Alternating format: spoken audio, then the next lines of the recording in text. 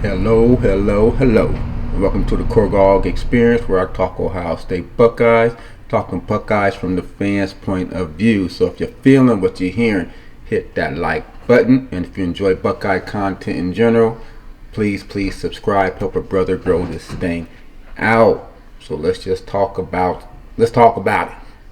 Ohio State at Rutgers. Again. Wasn't a pretty first half. Our first halves so far have just not been pretty. Ain't nothing else to say. Been another bad first half of football.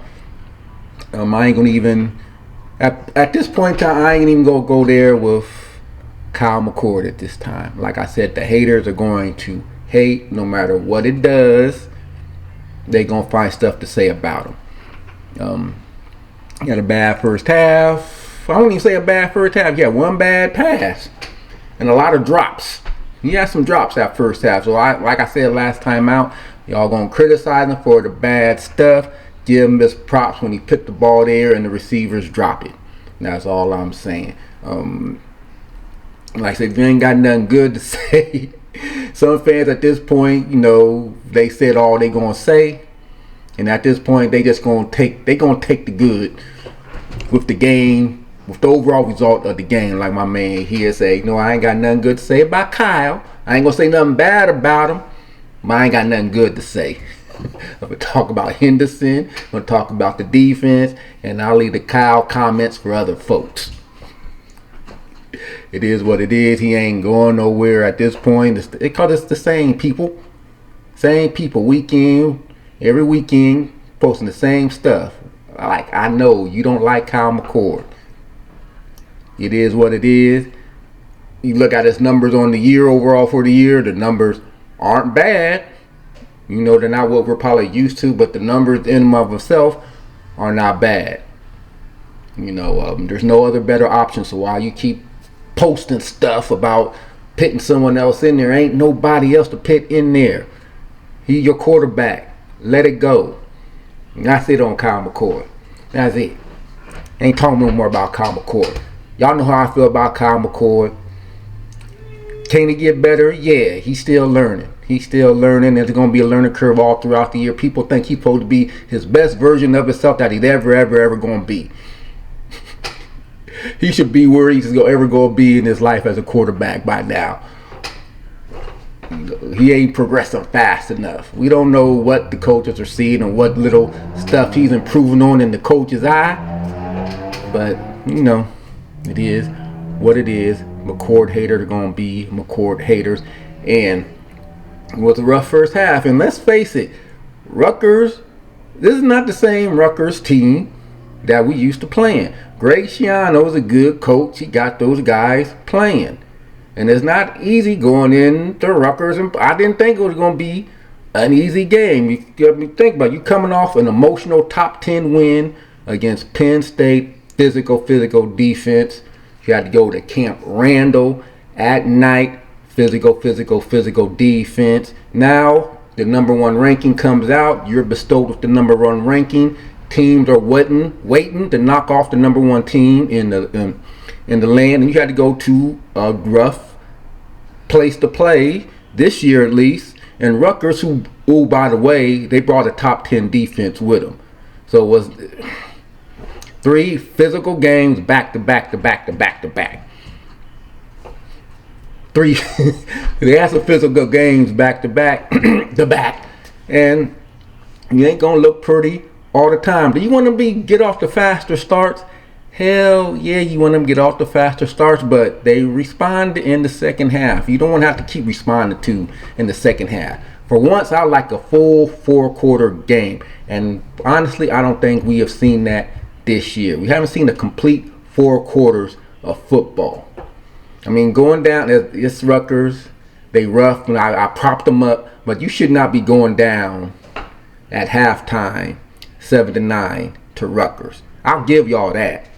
I'll give everyone that. You should not be trailing Rutgers at halftime. Period. And it could have been worse because our defense bowled up again. For as long as they were out there, they bowled up again because I said Sean was a good coach. He knew a game plan he wanted to do, and damn it, they ran their game plan to perfection that first half. But our defense bowled up. They were in the red zone 4 times. Came away with 16 points total for the whole game. Again, we bowled up at just going into halftime. The punt. Fake punt, called, not called, I don't know. My jaw dropped when I saw that. I was like, what the? I know Ryan Day did not call that. He couldn't have. And don't you think Rutgers was waiting for some fake punts after what happened last year? And it wasn't called. So before y'all go jumping on, because I know Ryan did just not. He did not just call a fake punt on 4th and 5 inside their 30-yard line. They ain't learned their lessons from the damn Maryland game. Y'all gonna do that? Y'all gonna do it on the road? I know y'all struggling, but come on now. I know you did not call that. They didn't call it. Miscommunication. Mirko saw something that probably wasn't there, or heard something that he probably didn't hear. But that play didn't have a chance from the get-go. But our defense, they bowled up again because, let's face it, Rutgers, they were running the ball. And to hold them to a field goal at that point in the game, again, was huge because their running game was no joke. And we bowled up and we stopped them going into half, which was, again, big. To keep Wolf in 1 score. But they had gone up then. I would have been some tough sledding in the second half. Because you got a pumped up team. Number 1 team would have been down by 2 scores. And their fans would have been hyped. Got to come out better in the first half. We got to do, I don't know what we got to do to get better starts in the game moving forward. We might get a little bit of a reprieve with Michigan State coming up because, let's face it, they may be the least physical team in the conference this year. But I think they're coming off a win over Nebraska, so we'll see. We'll see. They got some chances. They got to get better. I have to admit, they got to get better heading into the Michigan game. Cheating or otherwise, they got to get better heading into that Michigan game. But the offense in and of itself, I think the running game looked good. Trevion Henderson, I think, is finally shutting up the Henderson haters who've been all year long been calling for Chip. With Ryan down. Well, why ain't Dallin playing more? Y'all see why they ain't playing when Henderson is healthy.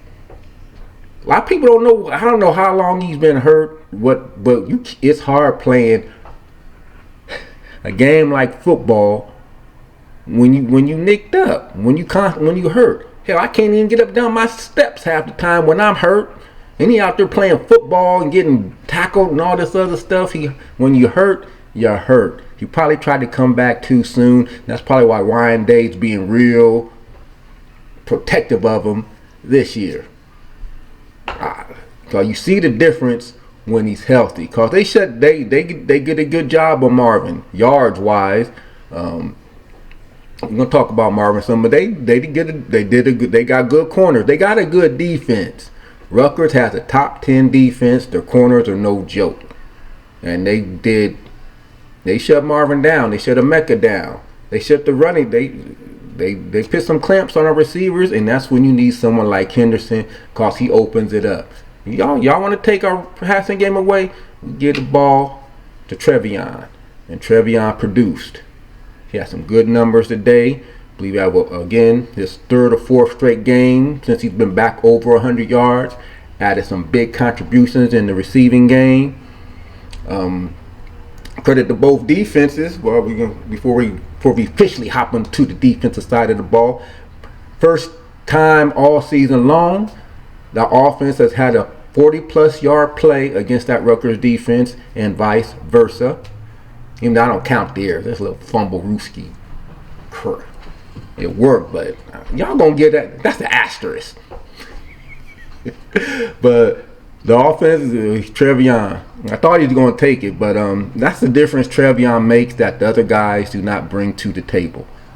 And all these Henderson haters, they've been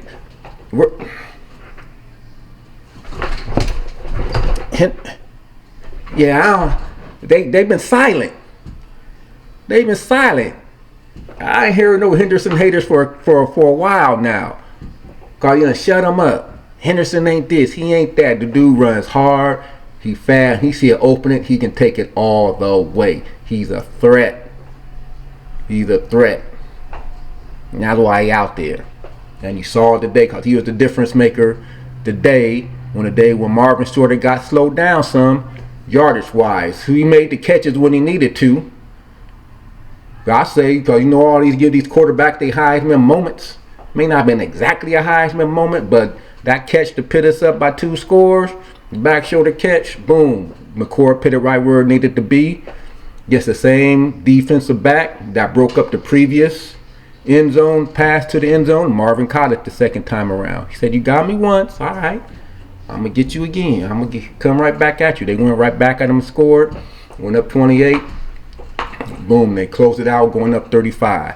And before y'all say anything about them going for 35, there's some why they throwing it? Why they throwing it? Well, you know why they throwing it? Because Rutgers kept calling timeouts. You gonna keep calling timeouts, this game on. I'm gonna try to score it. I'm glad he did score because 35-16 look a lot better than 28-16. I'm just saying, there's a day and age when they just looking for reasons to knock Ohio State down. Yeah, that last touchdown was very much needed.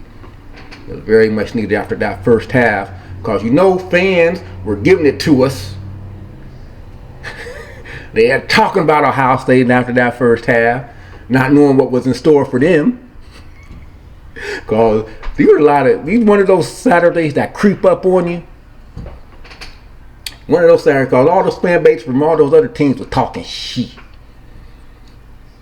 Georgia, well, how it turned out, Georgia was in the dog fight.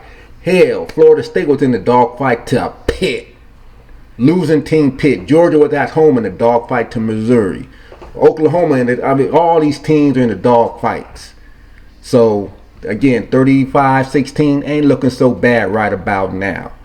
And based on the play and how it plays out the rest of the day, I don't see nobody leapfrogging Ohio State for the #1 spot. I could be wrong, but I just don't see it based on the results. Unless some stuff happens the remainder of the day, because right now all these teams are in dogfights.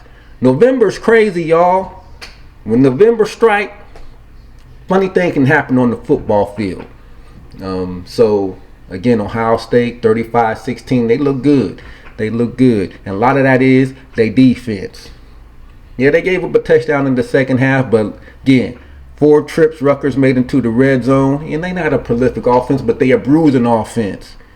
They like to run the ball, and they played their game plan to a T. And you know what? We beat them at their own game at the end of the day. The one time they did try to throw it, pick 6 for Ohio State, 93 yards, and we needed it.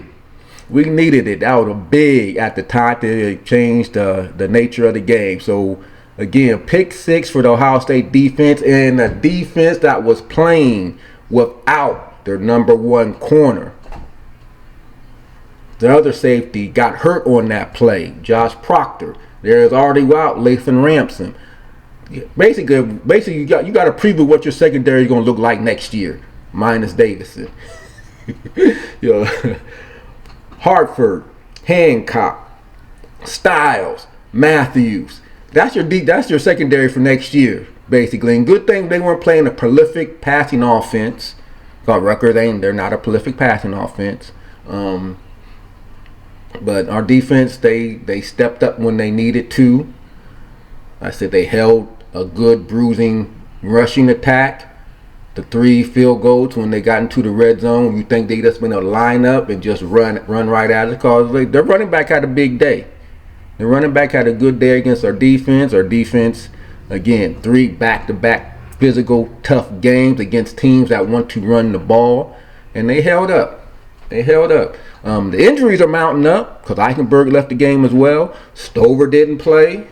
Like I said, Mecca was just now coming back. We already lost Mayan, so it's good to be deep. We got a deep team where folks can come in and step in and still make the plays. Our offensive line, I said, a testament, they're getting better.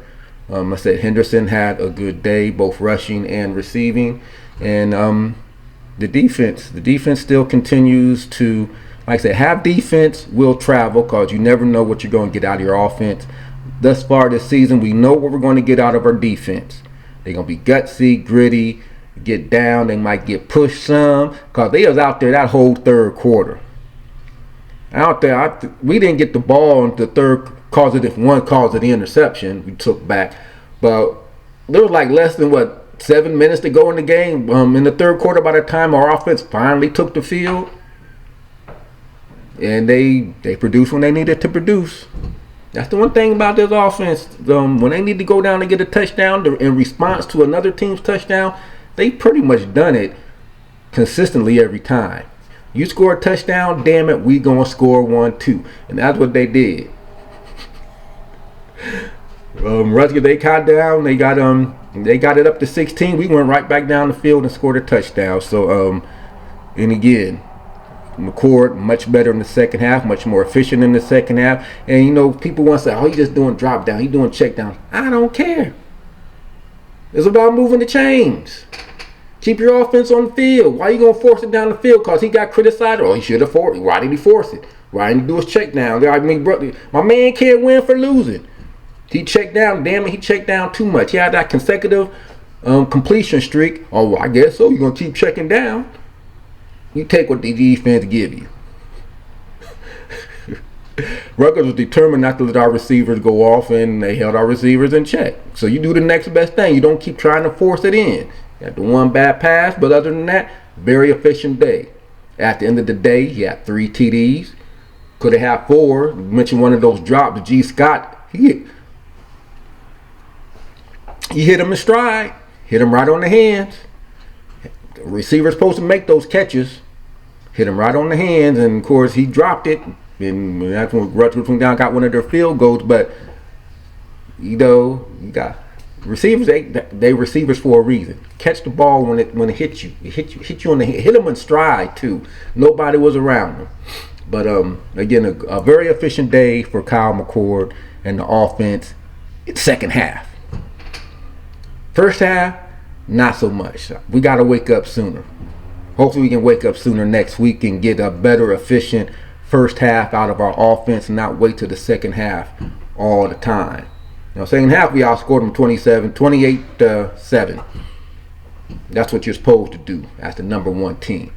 But they don't look like no number 1 team. Well, hell, so far, Georgia ain't looking like the number 2 team. Florida State ain't looking like the number 4 team against Pitt, who's 2-6. Yeah, Missouri's good, but it's still Missouri.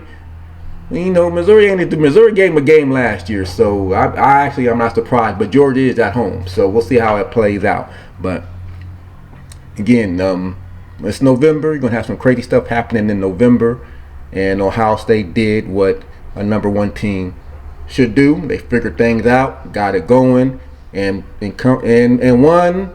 At the end of the day, they won going away. Covered the spread. That's what they always looked at. They covered the spread. Yeah, you know what? They covered the spread. I say, yeah, they covered the spread.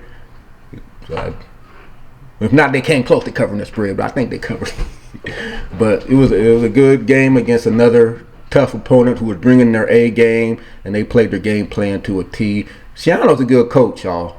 That's the team. I give him a couple more years. He might have Jersey on lockdown. He may not be able to go in there and get Jersey players anymore. But so hats off to Rutgers and them, and see how it plays out the rest of the year for them. Because it seems like after we beat a team, something happened to them. Maryland ain't been right since. Wisconsin just lost to Indiana. So I don't know. That's a testament to Ohio State. We're getting these physical, tough games, And we're still finding a way to win. These other teams, not so much. Not so much, because it's a dog. They put everything they have into beating Ohio State. So it's going to be interesting to see how Rutgers performs going down the stretch. They put everything they had into this game, because we see how Maryland, have they won since? Like I said, Wisconsin, they just went on the road. They gave everything they had. They went on the road and lost to Indiana. It'll be interesting to see how Rutgers does the rest of the year. Did they put all their stuff into this game, their heart and soul into this game? Because it's hard to rebound and get your players up week after week after week. Rutgers had to do it one time, maybe twice. And people want to say people got to get up for Michigan. I'm sorry. People do not get up for Michigan the way they do for Ohio State. Ohio State's been the standard bearer for this conference for the last decade. Michigan, that's that recency stuff. They don't get up for Michigan like they do Ohio State. I don't care what anybody says. Rutgers was old. They're now 0-10 against Ohio State. I think they've beaten Michigan before. They've never beaten Ohio State. Teams get up for Ohio State. They don't get up for Michigan like they do Ohio State. That's my opinion. That's why they put so much energy and effort in trying to beat the Buckeyes. We get everyone's best shot, and I don't think Michigan say that. I just don't. Recency bias. I just don't think people put that type of effort into Michigan. It's like they've beaten them before. Maybe that's why Michigan had to start cheating. Teams were beating them. So you had to do what you got to do. Again, Ryan Day. Of course, that first half, anytime the offense struggles, thing is to point to Ryan Day. Yada, yada, yada. Ryan Day this, Ryan Day that. Ryan Day ain't going nowhere. Why people want to keep intimating that? It ain't going to happen. He's 37-0 against unranked opponents. And before y'all say, well, he just beating unranked opponents, y'all didn't know. He has the best winning percentage against ranked teams. So he beating everybody. Thing that's looting him so far is that national title. Ain't gonna revisit that. Ain't gonna revisit the Georgia game. But that's the one thing that's eluding him. But other than that, Ryan Day, he's done so far what Urban Meyer was not able to do. Beat every unranked opponent he has faced thus far, and he's going to get beat at some point. I mean, the law of physics is against him, but to this date, he has not lost to an unranked opponent, not lost to an in-conference opponent, other than Michigan the last 2 years, and now that got an asterisk by it. So, again, do I question his play calling that time? Yeah. Do he leave my head scratching several other times? Yeah. But at the end of the day, the man wins. Hard to argue. Hard to argue when you win. It's hard to argue with McCord because all he's done is let an undefeated team win. He makes the plays when he needs to make them. Boom. We should get a little bit of a reprieve from Michigan State, but I think they're coming off a win, so they might be a little high up. And Michigan State has been the one program over the past few years outside of Penn State that's giving Ohio State problems. And that's, of course, under Mark D'Antonio, but, it was a point I feared Michigan State more than I did Michigan. Maybe not so much these last couple years, but, so hopefully Ohio State be ready to go and get out to a good start against Michigan State. My saying, what's the best thing about being 9-0, got a chance to go 10-0. 10-0 at the end of the day. We got a chance to go 10-0. That's the important thing here. That is the important thing in the world of the CFP. Remain undefeated. Win and live to fight another day. And we have done that yet again in another, maybe not a hostile environment, but a team that was ready to play. A team that was well coached. So, and we came out on top. 35-16, pretty much cemented it in that second half with my man Marvin. Held him in check, but he made the catches when he needed to make them. That's what what they say in these past years. The quarterback had his Heisman moment. Yeah, it's not a Heisman moment. It wasn't a big high-profile game, but damn it, we needed a touchdown at that particular time, and Marvin came through with a clutch catch. You go to your playmaker made a play. He got our last two scores. Like I said, he may not have the numbers at the end of the day, as they pointed out during the broadcast. He's not going to have the eye-popping receiving numbers, but he's the best player of football. The two touchdowns helped. So again, he has two. At the end of the day, he had 2 touchdowns. Touchdowns that were, I would say, needed. One definitely was needed, and one, to make the final score a little more comfortable. But yeah, Marvin came through in the clutch when we needed him, and that's what Heisman players do. They come through in the clutch when your team needs you, and that's what he did. That's all I'm saying. That's all I'm saying. Other stuff getting ready to pop off. Like I said, this is the Buckeye channel. We talk more than football. And y'all know me. If you've seen some of my previous stuff, I love our ladies basketball team. They about ready to tip off in a couple days. We're going up against USC. They come into the season ranked number 7. I think that's low. That's just me. I'm going to be biased. Y'all know I'm biased. JC coming back. I'm glad she coming back. Cody McMahon. That's my girl, Cody McMahon, right there. Can't nobody guard her. Can't nobody. I think she led the U under 19 or whatever came to a gold. Whatever game they played over the summer, Cody McMahon was the lead person for that. The girl is a beast. Beast, period. Taylor Theory, beast. We got some our centers. We got some. Our team is loaded. I said, I've been a Kevin McGuff critic. I was a Kevin McGuff critic when he first came because I thought he wasted a lot of talent. But damn it, if he ain't picked it up, our team is stacked. We brought in talking about using the transfer portal. He has learned how to use that transfer portal probably better than any other Ohio State coach on campus. That's Holtman. That's Day. McGuff knows how to use the transfer portal. He brought in some ballers, y'all. He brought in some ballers. It's going to be interesting to see what this women's team can do. I said they tip off a couple days against a top 20 team in USC. Folks have them behind Iowa. That's only called the Caitlin Clark effect. But they lost their center, Cinzano. Caitlin's a bad woman. She get on my nerves, but she a bad woman. That girl can play. But I think Ohio State's deeper. I think they brought in some defensive folks that can give Caitlin some problems. The player out of Carolina or the player out of Duke, Celeste Taylor, brought in some new freshmen. Brought in the big from Michigan State because Rebecca can't rebound. The person they brought in, Kyer Pryor, I think she could rebound. So he know how to use the portal. It's going to be interesting to see how our ladies play this year. I'm looking forward to that. So we can be talking some ladies basketball. And the men's team, we'll see how they do because they've been tripping. They ain't as good as ladies. They ain't as fun to watch as the ladies. So hopefully Holtman got him a roster that can compete this year. So we'll see how that plays out. But yeah, basketball's about to tip off. And then I can't leave out. Halloween just passed. I had to do some one of my all-time favorite movies, The Warriors. The Warriors come out and play.